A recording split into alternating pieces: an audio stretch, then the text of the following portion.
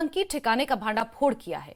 इस आतंकी ठिकाने से सुरक्षा बलों ने हथियार और विस्फोटक सामग्री भी बरामद की है। इसे एक बड़ी सफलता के तौर पर देखा जा रहा है।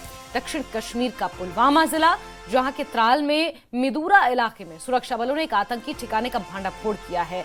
और ये तस्वीरें देख रहे हैं आप, कुछ हथियार और कुछ विस्फोटक सामग्री इस आतंकी ठिकाने से बरामद की गई है।